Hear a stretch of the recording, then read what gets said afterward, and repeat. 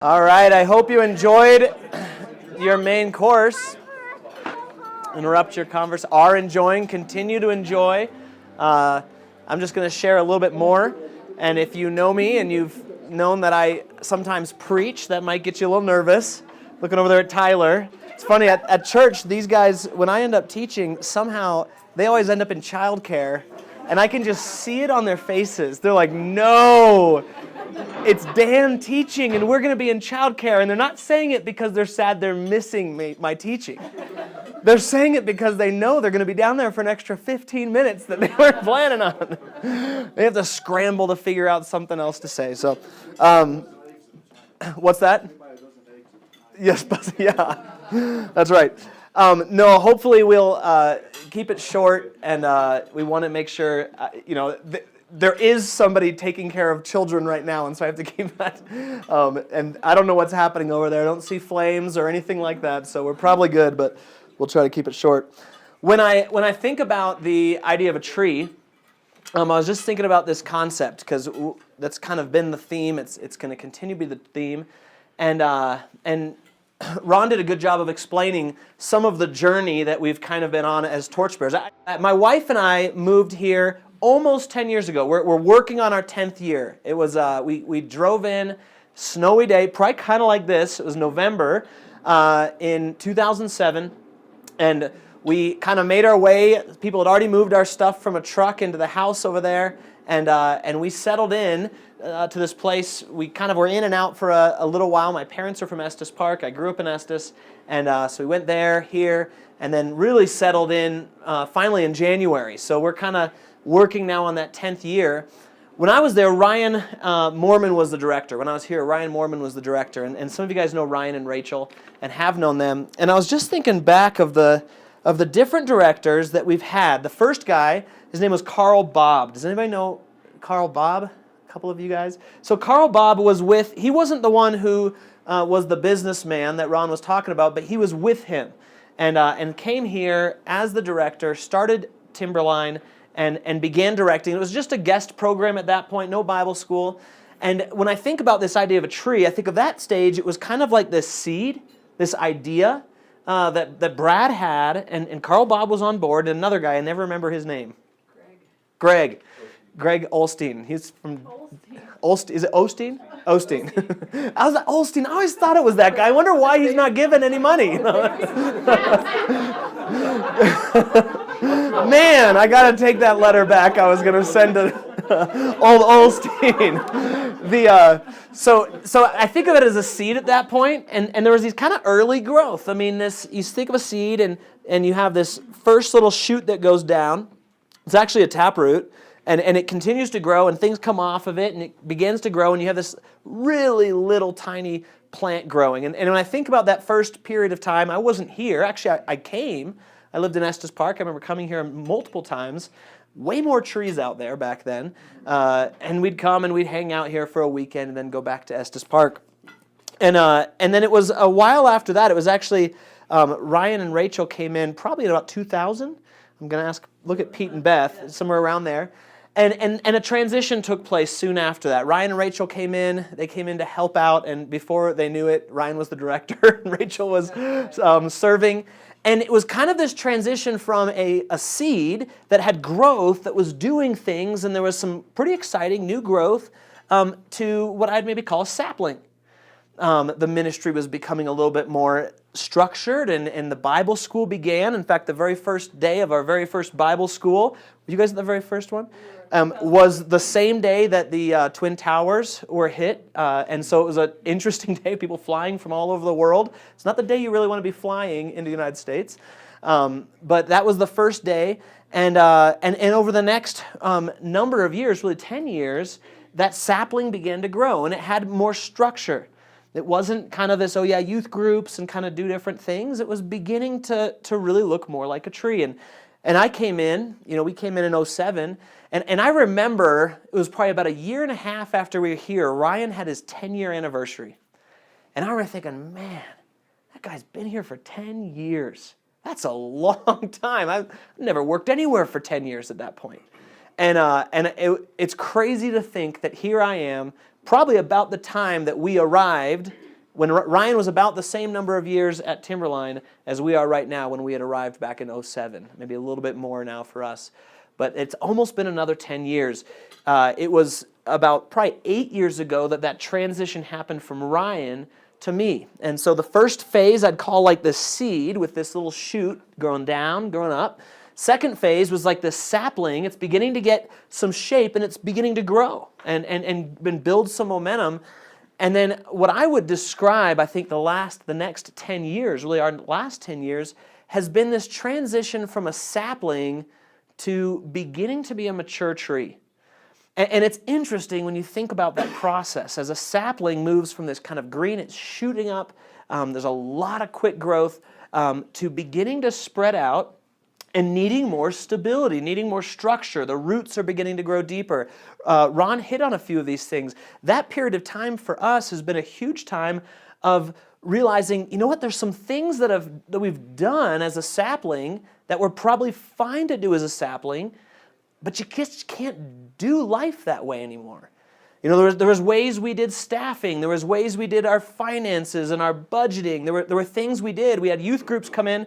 We had no clue for years and years that we had regulations on what we were allowed and not allowed to do with those youth group kids. And in many ways, the last 10 years has been this period of moving from like a grassroots sapling to saying, you know what, we've got to have structure. If this tree is going to last, we can't just kind of be willy-nilly, do whatever we want, hope it works out. We actually have to follow the rules and the procedures and the processes for an organization. I remember having a conversation with Kevin. If you guys don't know Kevin, he works over at Young Life. We're taking a walk around, and you'll probably remember this conversation. I'm talking about the sewage system, and this is one of these kind of areas that as a sapling, you know, I'll just ignore that thing. You know, ignore that, you know, sewage system. You know, people say, don't worry about it. You're just a small place. Nobody's going to really make you fix that, whatever. Well, we moved into this stage of, okay, that's not an option. So I'm walking around with Kevin, and we're really debating through, do we put in leach fields for Timberline and stay under county regulations? And we kind of strategized we could do it. We have 3 buildings, 2,000 gallons per building per day. We could spread these leach fields out all over the property. Or do we put a huge treatment plant in? And continue on our state permit. And I'm walking with Kevin. I'm just kind of talking about these ideas and about the leach fields. And at one point, Kevin says, I don't remember his exact words. Really, what he told me is, Dan, it's time to stop. You got to recognize Timberline's not a sapling. You can't put a sapling-like system into something that's no longer a sapling. He didn't use those words. He ultimately said, you're a business. You're a business that has people come in, that houses a lot of space, and you can't constantly just try to sneak under the county, you know, restricted use and all this stuff. He said at some point you got to buckle up and realize you got to put in a treatment plant. That's what companies do. That's what businesses, organizations that have this kind of maybe flow would do. And it was really good advice. Because we went through about 4 or 5 years of everybody had an idea. Everybody had it. Here's how you solve your sewage system. And I could go through the number of things, the government restrictions that were put on for having minors on campus. Oh man, some of you guys maybe even came out to flip some doors around, and all of our doors had to open the other way, and you know all of our bunk beds had to be adjusted, so we had 2 more inches of space between the ceiling and the mattress. And I mean, you could go on and on and on about the number of regulations, and we'd get angry and we'd be like, this is so frustrating. No, it's the process of moving from a sapling to a mature tree. You can get away with some things when you're a grassroots organization that at some point you have to kind of bite the bullet and say, you can't stay as a teenager forever. You got to grow up. We had some of these zoning issues, some of these minors issues. Those we attacked, we're still working on. We've got to put new drywall on almost every single space that divides rooms and all this kind of zoning stuff with the state. But the big one that really we came up against that wasn't as simple as, hey, let's just get some guys in to fix this. Let's just bring some friends in to flip some doors around, really was the sewage system. And as we made that transition, we looked at the cost of putting in our own leach fields spread all over the property and the cost of putting in a full-on treatment plant. and we found out that really it's not going to be that different, but one of us gives us space to grow, and one of us we're going to have to monitor the amount of showers that people take when they're here. It became obvious we've got to transition. We've got to make a move. And the price tag was, as Ron said, $637,000. For us, we're like, that's a lot of money. Some of you guys have worked in industries where you're like, that's not very much. For us, a sapling moving to a pine tree, that's like, we've never even thought about that much money for anything. And it was interesting because it really did cause us to ask the question, are we even supposed to be here? And I don't want to rehash what Ron went through, but that's really, as Ron shared, those were the questions we're asking. Is the infrastructure worth that kind of investment? And to be honest, the answer is no. The present infrastructure, old buildings, not exactly what we need. And so we began looking at other places in the country. We had some criteria: distance from an airport, distance from a large population center, closeness to national forest and mountains and a community where you can connect with. And we began drawing these huge circles. We had a friend come in, he drew circles all around the country that meet those criteria. And I'll tell you, when we got down to it, we are in the perfect location. Maybe not the perfect buildings, but even when you compare it to other ski resort areas in Colorado, Winter Park is unique. It's not as isolated as some of the smaller resorts, which make it hard for people to come from Denver and the Front Range, but it's also not as commercialized as your Breckenridge and Vail and those places. And ultimately, we looked at it and we said, you know what? I think we're where we need to be. And we've seen God working. We've seen the fruit of ministry. If we didn't see the fruit of ministry, I think we would have been done a long time ago. But it's like God's doing something. But we're in these old buildings with a sewage system that's going to cost maybe more than the buildings are worth. What do we do? And ultimately, we had to make a call. And with the board and with some others who made the call, let's go for it. We may get halfway through this thing and realize that we're not going to do it. Or we put a sewage system in and now we got to sell it. I don't know. But we decided we're where we need to be. The cost of moving is probably not worth it. We're surrounded. And one of the big things, and it's been so sweet over the 10 years of, I think, this tree strengthening, was to begin to see that we are involved in a community of people who connect with us and we connect with them. And it will take years to build that in a new place. In the church relationships and the business relationships. And I think, and Pete mentioned this, I think it's just starting. I think it's the very beginning of the relationship between Timberline and Timberline staff and people in the community. And it's really encouraging to me. And I know it's encouraging for these guys who've been here for a long time. Rob, Melissa, Pete, and Beth. And so, ultimately it's like we got to fix this tap root. We looked at the branches, this idea of a tree, and it was kind of going through my mind, and I'm thinking of a tree, and I'm thinking of, you got this tree that's good, it's green, but if the tree has weak branches, and specifically the roots, because the roots you don't see, and you'll see a tree that looks so good, and all of a sudden a huge storm comes through, blows over, and you realize it was rotten under the ground the whole time. And that's in some ways how I began to see Timberline, is there's fruit, there's greenery, there's growth, but we all know that underneath the ground, nobody sees it, that there's a problem there that if we don't deal with this, if we don't say, you know what, these engineers are coming, they're telling us this much, oh, we can't spend that much. Ultimately, if we don't make a decision, the tree's going to fall over, and it's going to be the state pushing it over. And so that kind of led, as processing through that, we made this decision to do the treatment plant. And ultimately saying our first goal is to fix the taproot. Because if you don't have a good taproot, and some of you guys are in building, if you don't build a good sewage system, if you don't get the go-ahead from whoever in the county says, yep, you got good sewage, I'm guessing you don't get an occupancy permit. You can't, we'll deal with sewage later. Who says that, right? You can't. And so we're like, we got to deal with the sewage system. And I love it, the board, and specifically that wet blanket over there. That's our new name for Ron. We'll have good ideas and Ron will wet blanket us. And it's actually, he's got big ideas, often bigger, and it's cool because they spur us on.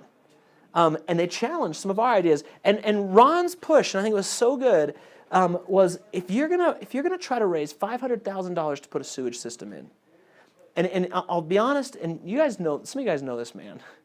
It's because of his love for Pete and Beth and Ron and Melissa and Sarah and I and other staff here.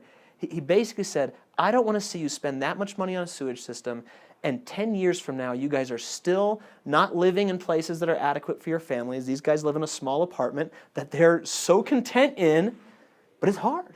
I don't want you guys 10 years from now to still say we don't have insulation, we don't have housing, we don't have... Ron's like, that would be a tragedy. I'd rather you get it all, give it away now, sell it now, than spend that much energy and that much time just to limp along for 10 or 15, 20 more years.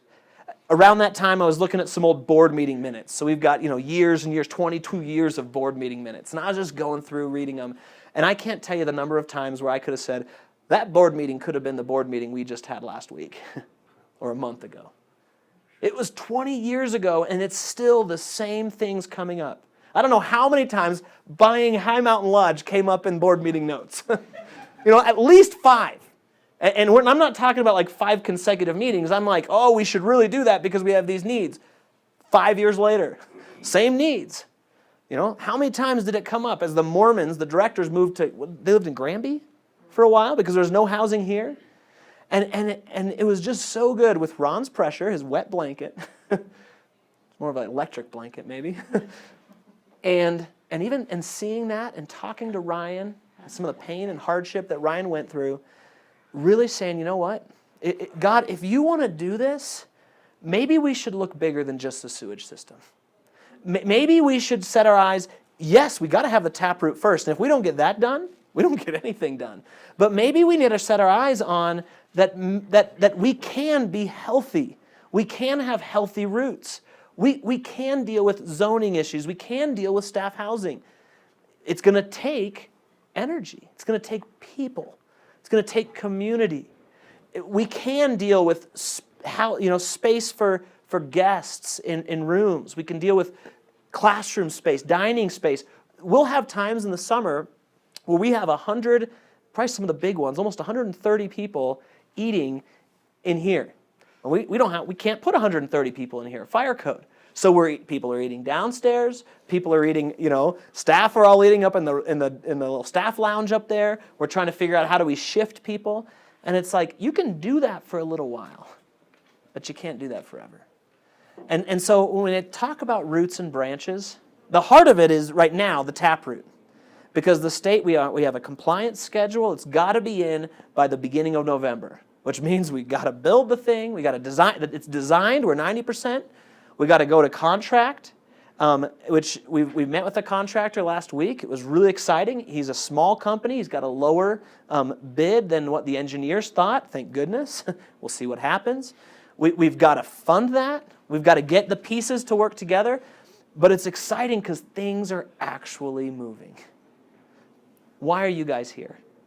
It's not to tap into you for financial resources. Though I'll tell you, if any of you guys want to, I'm not going to turn you away. Part of it has to do with the bigger vision of roots and branches. Because if I know that the amount of energy that it takes for our staff to even try to build up the motivation for what's happening right now, we can't maintain that without a community around us.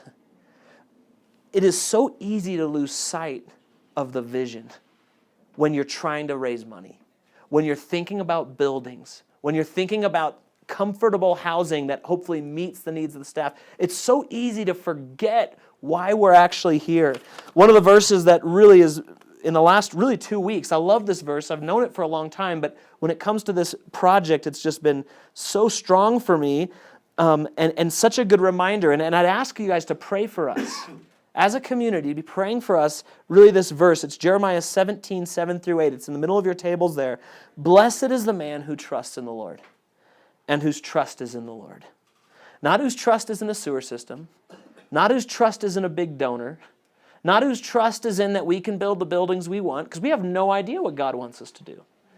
But blessed is the man whose trust is in the Lord and who trusts in the Lord and whose trust is in the Lord, for he will be like a tree planted by the water, that extends its roots to a stream and will not fear when the heat comes, but its leaves will be green.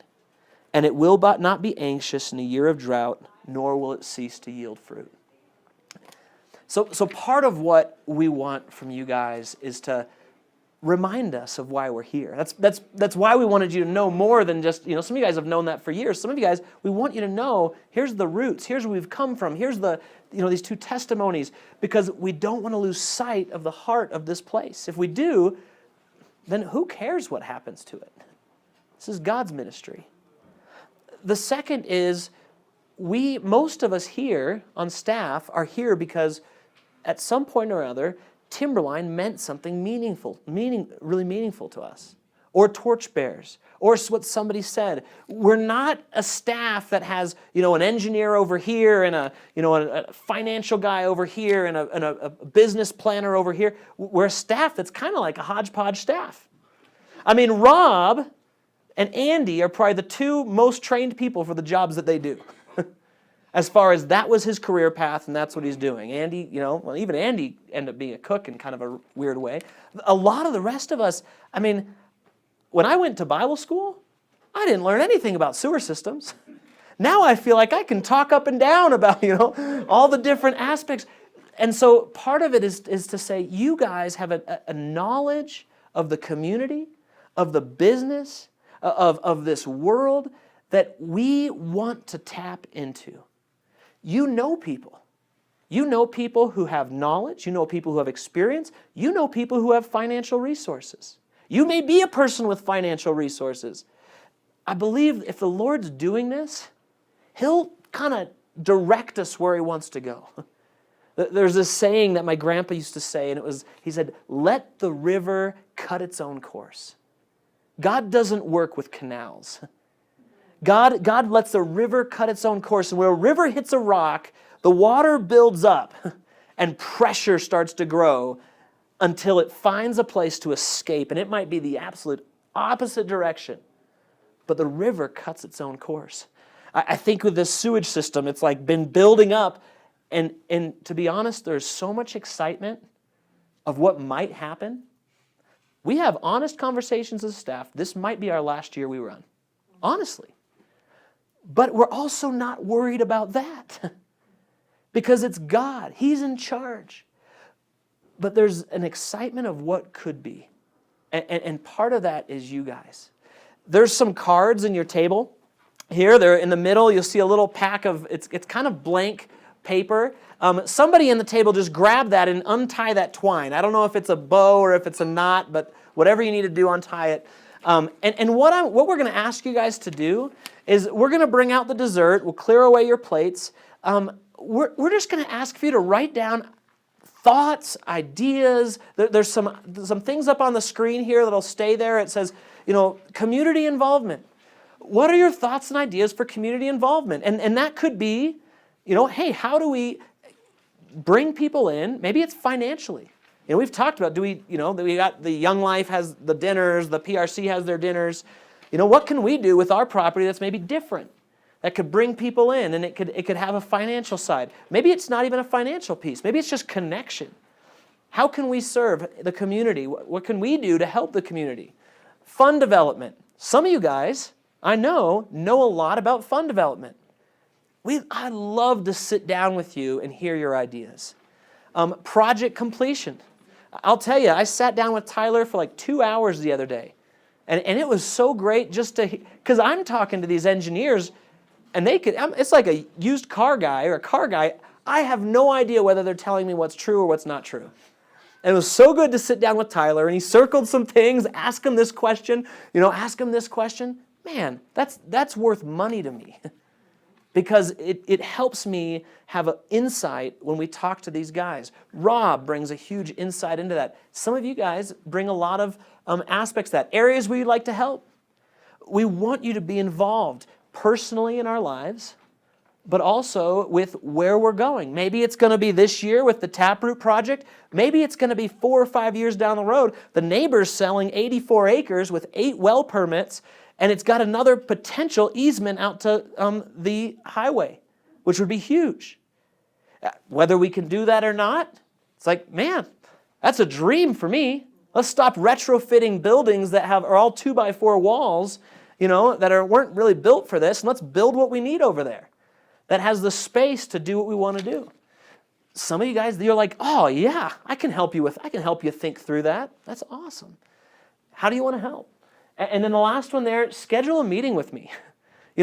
We may have, I don't know if even with time we'll have time to share ideas, and that's fine. We want to collect your cards, but if you feel like you're somebody who has ideas, if you know people, you guys know Rob and Melissa, you know Pete and Beth, you know Sarah and I, you know Ron, you know Jeremy and Brenda, you know other staff.